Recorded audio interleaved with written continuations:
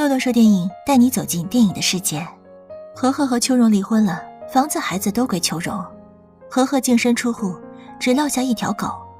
在上世纪80年代，风气还很保守的山村，这绝对算得上是一桩大新闻。和和成为众人口中的笑柄。作为一个农民，不专心守着自己的1亩3分地，学人家城里人搞创业，烧窑窑塌了，养鱼死了，一点家当全给折腾没了。幸亏相熟的老大哥灰灰愿意收留他，让他住在空闲的西屋。嫂子桂兰也是个热情善良的好人，看和和日子窘迫，时常给他留饭，帮他磨豆腐。因为当初是灰灰给和和与秋荣报的媒，如今闹成这样，灰灰夫妻总想让他们复婚。这天，桂兰去看秋荣，发现秋荣正在抹眼泪，一问才知道，光棍汉趁秋荣喂孩子时靠近，秋荣又恼又丢人，再加上独自带孩子的艰难，有时恨不得一口气没上来，死掉才好。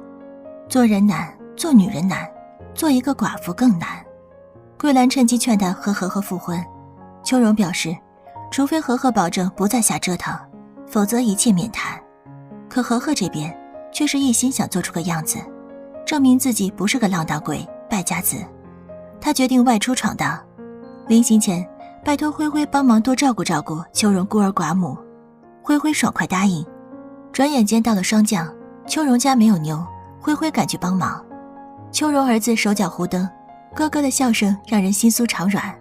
灰灰抱着孩子亲个不够，他怎么都不理解，秋荣这么贤惠，孩子这么可爱，和和怎么就身在福中不知福，把好好的家折腾散了。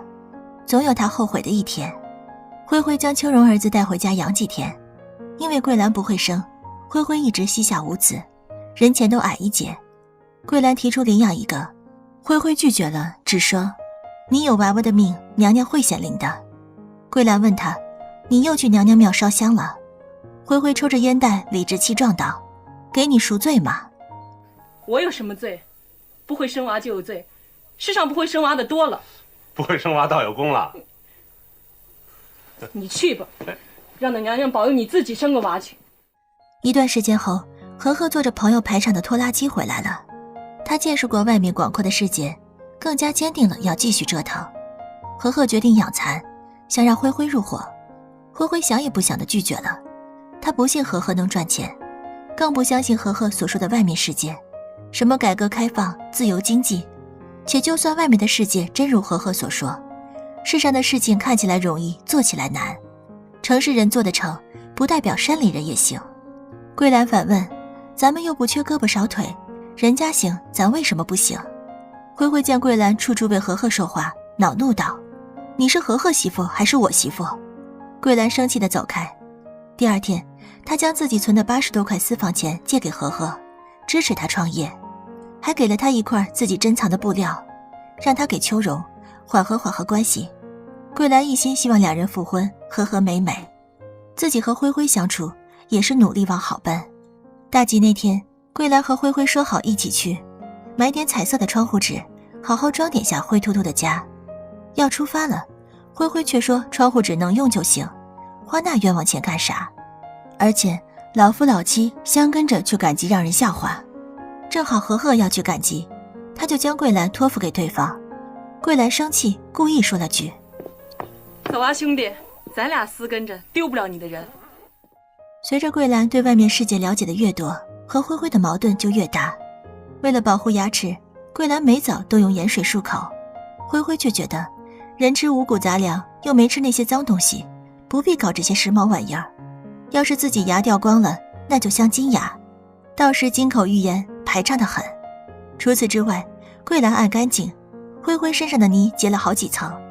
桂兰喜欢看连环画，灰灰只在乎地里的庄稼。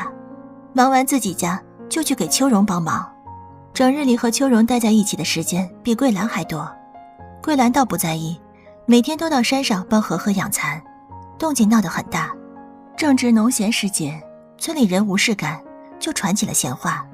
大娘笑话灰灰，一个大男人家连婆娘都看不住。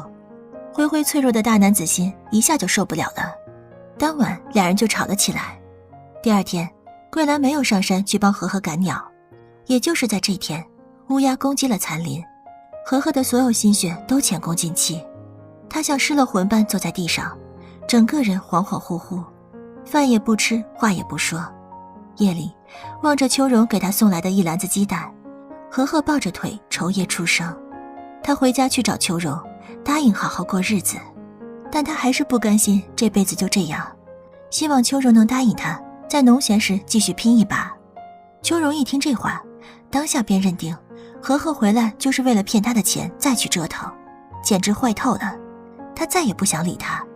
和和被赶了出去，他也没有回辉辉家，直接去外面工地上打工。舍不得租房子住，就睡在工地，舍不得抽烟，把票都存起来。工友嘲笑他，乡巴佬赚钱不要命，想靠抠门抠成万元户。他狠心去下馆子奢侈一把，城里人还是笑话他乡巴佬，几个钱就逞威风。乡下人似乎无论做什么都要被嘲笑。和和喝得烂醉，躺在地上。与此同时，村里的桂兰正担心和和，怕他状态不好，在外面有个好歹。桂兰让灰灰去把他找回来，灰灰不去，他就自己去。他行得正，坐得端，不怕别人的闲言碎语。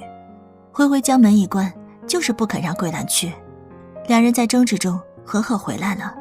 这回和和要在县科委的支持下养飞鼠，养飞鼠要休养，各种花销下来最少得300。和和想去信用社贷款，但需要有人做保，他来找灰灰帮忙。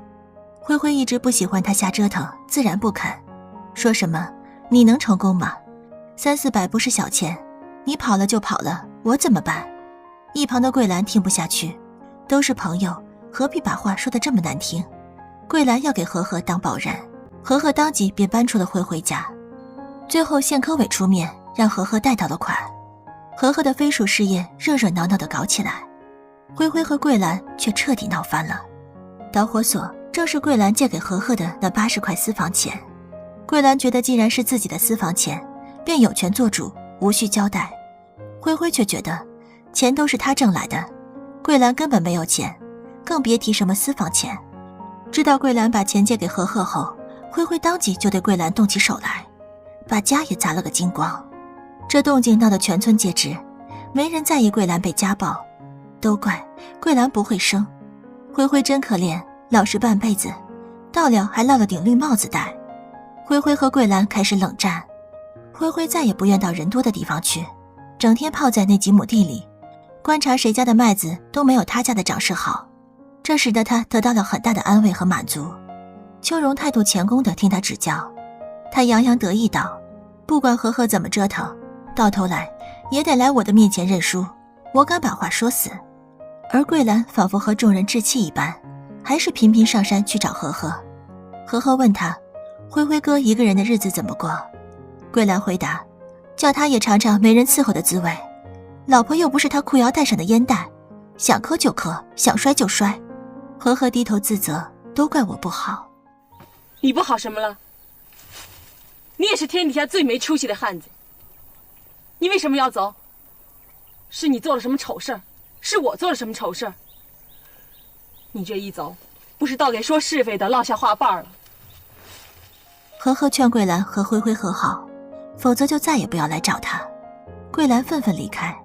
回到家时，灰灰主动递台阶让他吃饭，桂兰头也不回地往西屋走去。灰灰这回也火了，一碗饭摔在地上。不过了，就是不过了。你以为你是宝贝蛋，我舍不得你吗？哟，我命那么好啊，我还是你的宝贝蛋儿。我不会生娃吗？你早就安下心要往外撇我呢。就是的，就是的，我就撇你了。呸！呸！俩人话赶话，裂痕也越来越大。桂兰一直梦想去县城，灰灰却从未带她去过。这回吵架了，她索性一个人去县城散心。在县城正巧遇到来卖货的和和，他让和和带他在城里转转，看着他做梦都想不到的繁华与新事物，桂兰的眼睛亮晶晶的，梦想着有钱了去见识见识更大的城市。也是在这一刻，他真正理解了和和，一个见过外面世界的人是不会甘于山洼洼里的平庸生活的。由于逛得太晚，俩人就在县城歇了一晚。第二天见桂兰心情不错，和和劝她回家，还将2包烟丝塞给他，让他带给灰灰缓和缓和关系。在这个吐沫星子能淹死人的年代，桂兰这么善良，不该落得离婚的下场。他不知道的是，村里正传着他和桂兰私奔了。灰灰40多岁的人蹲在门口哇哇地哭，所有人都来宽慰灰灰，痛骂那对浪子。夜里，秋荣来给灰灰送饭，说着人心隔肚皮，谁能看出来呢？另一边，桂兰听和和的劝回了家，有心不去计较被侮辱和家暴的事，主动向灰灰低个头，服个软，继续过日子。灰灰却扔掉烟丝，破口大骂：你又来糊弄我呀，你就不怕天打雷轰？你们私奔就跑得远远的，我永世见不到你们，我也清静。被如此冤枉泼脏水，桂兰自是不肯。这一回他们真的离婚了。拿到离婚证后，桂兰一直觉得天旋地转。路过独木桥时，她一头栽下去，浑身湿透，当夜就一病不起。而灰灰依然将所有精神放在那1亩3分地。他去找秋荣商量收秋的事，秋荣却主动提起，苦到咱们俩不能再苦了，你要是不嫌弃，咱们2家合一家。灰灰一把将秋荣抱在怀里，当即便定了下来。2人说好，找个好日子正正当当的结婚，省得风言风语。对此一无所知的和和从县城回来，听闻灰灰和桂兰离婚了，立马便冲到地里找灰灰，让他赶快复婚。灰灰则认定他和桂兰不干净，现在说这话简直欺人太甚。2人在麦田里打起来，事后和和才知道，灰灰竟然要和秋荣结婚了。他们结婚前夜，和和和桂兰都难以入眠，2人抢着喝酒，手不小心握在一起。和和想要说些什么，听到外面孩子玩乐的声音，还是退怯了。第2天，和和将飞鼠事业交给合作伙伴，离开山村。他发誓自己会争口气，靠自己的能耐活成一个堂堂正正的人，一个比任何人都强的人。他不舍昼夜的干活赚钱，而桂兰留在家，和他的合作伙伴一起照顾飞鼠，不在乎什么白眼与嘲笑，只是勤勤恳恳踏踏实实的活着。至于秋荣和灰灰，更是恩恩爱爱，将日子过得红红火火。灰灰就盼望着秋荣能快点再给他生个白胖小子。不知过了多久，和和回来了，他这回算是荣归故里，还开上了拉风的拖拉机。和和回乡第一件事就是去找桂兰，堂堂正正在一起。他们盖起了砖瓦洋房，买上电墨。曾经看不起他们的村民热情地打着招呼，但背地里还是免不了酸上3两句有的没的。除夕夜，村里各家各户放起烟火，点点火光在野山中照亮一个个小小的希望。各家各户怀着那小小的希望奔日子，即使有争吵有矛盾，但待一切过去，终得圆满。野山是由袁学树执导，杜源、岳红主演的故事片，改编自贾平凹的小说《鸡窝蛙的人家》，讲述了一个发生在改革开放初期山村里的故事。2对夫妻的矛盾是新旧思想的冲突，更是3观不合造成的结果。秋荣认为和和瞎折腾，是个败家子，勤俭持家又吃苦耐劳的灰灰要比他好上100倍。桂兰却觉得和和敢想敢干，敢拼有魄力，灰灰迂腐守旧没意思。作为夫妻，互相之间做不到欣赏和认同，鸡毛蒜皮的小事积累起来，就足以蚕食掉共同生活的信心。有人说爱情是婚姻的基础，那3观一致就是婚姻的纽带。爱情让我们走进婚姻，3观一致让我们维系婚姻。正如心理学家毕淑敏所说，婚姻是世界上最美好的关系，性别、年龄、经历、教育背景，甚至是国家、种族不同的2个人，连结为世界上最亲密的关系，相伴走过人生。理想的婚姻状态是无论人生多么险恶，征程多么艰难，经历多少暴风骤雨，夫妻间都能彼此支持、理解，心心相印。为了这个美好目标，请珍重婚姻，共同成长。好了，今天就讲到这里，想看更多的电影解读，记得关注获取第一时间更新哦。